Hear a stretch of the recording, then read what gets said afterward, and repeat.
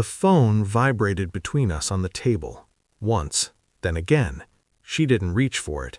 That was the first crack. We were mid-conversation, something harmless, something rehearsed.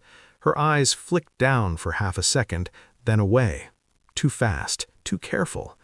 I watched her jaw tighten, the way it did when she lied about small things, groceries, traffic, innocent excuses. The screen lit up. No name, just a number. I felt it before I understood it, that cold pressure behind the ribs, the quiet alertness that comes when something inside you stands up straight.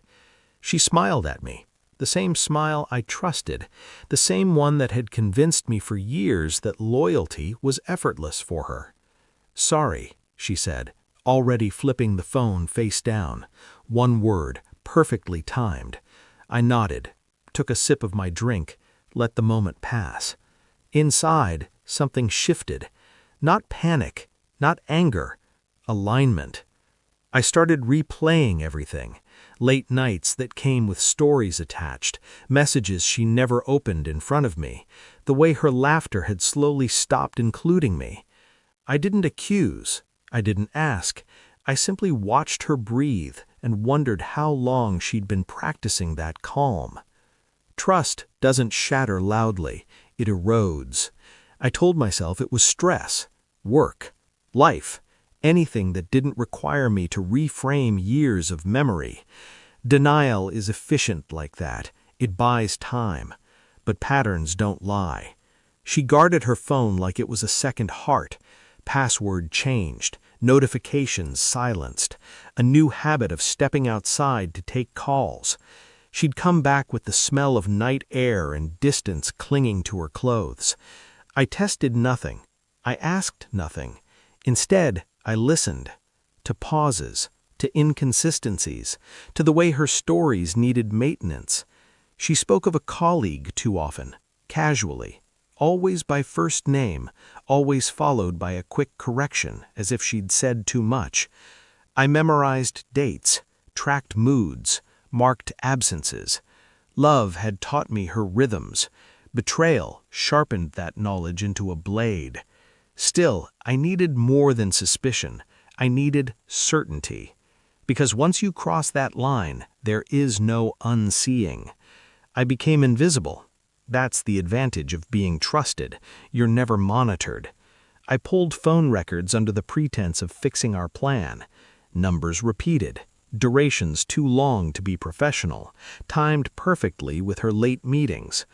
I watched her when she didn't know, how her shoulders relaxed when she thought she was alone, how her smile changed when she typed certain messages. It wasn't joy, it was relief. I sent her flowers one afternoon. No card, no reason, just to watch her reaction. She panicked before she smiled, checked her phone, looked around. Guilt reveals itself in reflexes. I ran the final test quietly, clinical, no drama, just data. The kind of truth that doesn't care about explanations. Waiting was the hardest part, not because I feared the result, but because part of me still hoped to be wrong. Hope is stubborn. It survives even when logic strangles it. When the email arrived, I didn't open it immediately. I finished my coffee, washed the cup, sat down. Then I read. The proof was clean, indisputable. Timelines aligned, messages archived, the shape of the lie finally visible. There it was. The double life, the careful omissions, the intimacy that wasn't mine anymore. I didn't feel rage. I felt clarity. That night, I placed the printed pages on the table between us. No announcement, no build-up, just paper. She stared at it, confused, then pale. "What is this?" she asked. I stayed silent.